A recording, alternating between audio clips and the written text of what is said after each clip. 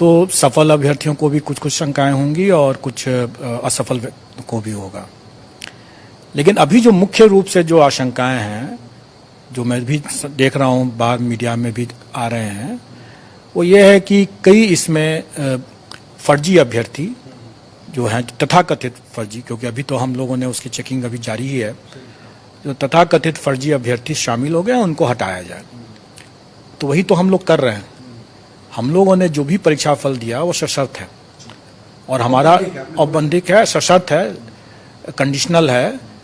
और document verification का जो हमारी जो प्रक्रिया है वो इसीलिए है कि ताकि जो भी अभ्यर्थी अपना जो दावा किए हैं वो कितना सही है, कितना नहीं सही है, उसकी सत्यता की जांच करेंगे, और जो उसमें असफल होंगे वो हट जाएंगे।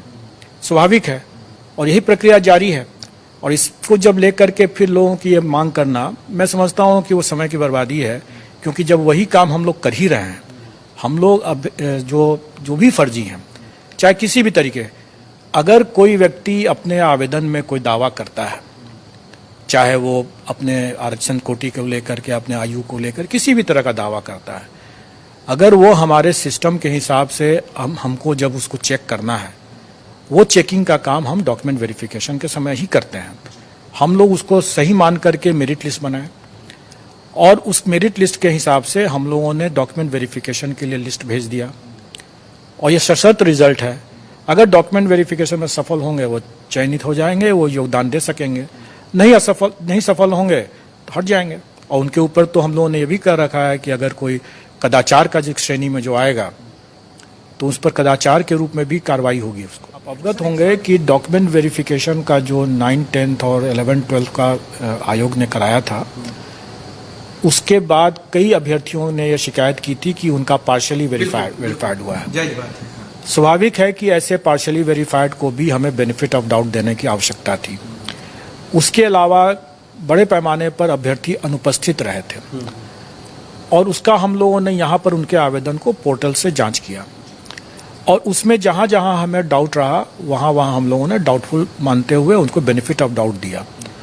और जो क्लियर कट मामले थे, जो छंटने वाले थे, लगभग 10,000 के आसपास हम लोगों ने। आप जानते हैं कि 9, 10 और 11, 12 का जो डॉक्यूमेंट वेरिफिकेशन हुआ तो वो पूर्ण रूप से एक्यूरेट नहीं था, क्योंकि उसमें कई लोग संदिग्ध हो गए थे। कई लोगों का पार्शियली वेरीफाइड हुआ था, उन्होंने शिकायत किया था कि भाई मेरा तो सही होने के बावजूद पार्शियली वेरीफाइड हो गया। और इन सब कठिनाइयों को देखते हुए हम लोगों ने यह भी तय किया कि प्राथमिक का डीवी हम यहाँ पर नहीं करेंगे, और इसीलिए शिक्षा विभाग के साथ तालमेल बैठाते हुए हम लोगों ने कहा कि ये डीवी का प्रोसेस जो है वो शिक्षा विभाग जब योगदान देने के समय आएगा उसी समय किया जाएगा, उस समय छट जाएंगे। अभी आपने देखा होगा कि जो मुझे जो सूचना है उसमें लगभग 5 से 10,000 के बीच में लोग अभ्यर्थी ऐसे हैं जो कि डॉक्यूमेंट वेरिफिकेशन में छट रहे हैं। स्वाभाविक है, छटना ही था उनको, अगर वो गलत हैं तो छटना ही है। लेकिन कई ऐसे मामले भी होते हैं जिसमें हमें डीवी के दौरान, मतलब जो शिक्षा विभाग को भी डीवी के दौरान उनको संदेह का लाभ देने की मजबूरी है। जैसे एक दृष्टांत मैं बता सकता हूं, अभी मीडिया पर ही आ रहा था कि वो बीएड है और उसका इसमें हो गया, प्राइमरी में हो गया। अब अगर उसने अपने दावा में अगर उसने डिप्लोमा भी लिखा होगा, वैसे हमें यह नहीं भूलना चाहिए कि कई 10,000 से करीब ऐसे अभ्यर्थी थे जो बीएड भी थे और डिप्लोमा भी थे। अगर उसने अपने दावा में अगर कहा है कि भाई हम तो डिप्लोमा हैं, तो हम तो उसको डिप्लोमा ही मान करके देंगे। डॉक्यूमेंट वेरिफिकेशन में अगर डिप्लोमा का सर्टिफिकेट नहीं देता है तो छट जाएगा। इसी तरीके से किसी ने बताया कि कोई कैंडिडेट है जिसका चयन हो गया और STET जो है वो पास भी है, लेकिन वो डोमिसाइल बिहार का नहीं है, जबकि STET में ऐसी बातें थीं। तब तो ये पहले तो देखना होगा कि STET में उसको कैसे वो प्रमाण पत्र मिल गया। अगर 2019 में मिला तो इसके बारे में तो आवश्यक अनुसंधान जो होगा तब पता चलेगा।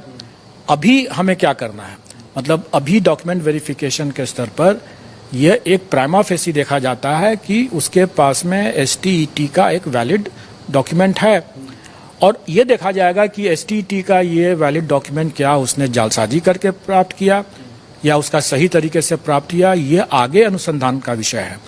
और अभी हम लोग उसको रोक नहीं सकते हैं, क्योंकि हम लोग का जो इंडियन लीगल जूरिस्प्रूडेंस है कि हर कोई निर्दोष है जब तक कि वो अपराधी घोषित नहीं हो जाए।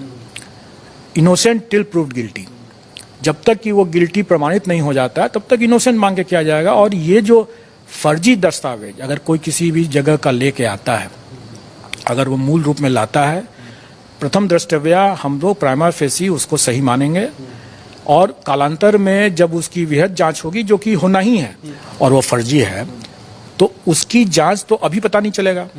उसकी जब हम लोग कराएंगे बाद में जाकर के, मतलब शिक्षा विभाग जब योगदान के बाद जब कराएगा, और 1 साल लग सकता है उसमें, क्योंकि उसमें कॉरेस्पॉन्डेंस होगा अलीगढ़ यूनिवर्सिटी के साथ वगैरह वगैरह। और यह विषय वृहत अनुसंधान का है, वो इस स्तर का मामला नहीं है। अभी जो डॉक्यूमेंट वेरिफिकेशन जो हो रहा है वो प्राइमा फेसी देखा जाएगा कि डॉक्यूमेंट उसके पास है कि नहीं। योगदान करेगा, और अगर उसके बाद पता चलता है कि उसका अलीगढ़ यूनिवर्सिटी का वो दस्तावेज फर्जी था, तो वो उस समय जेल जाएगा।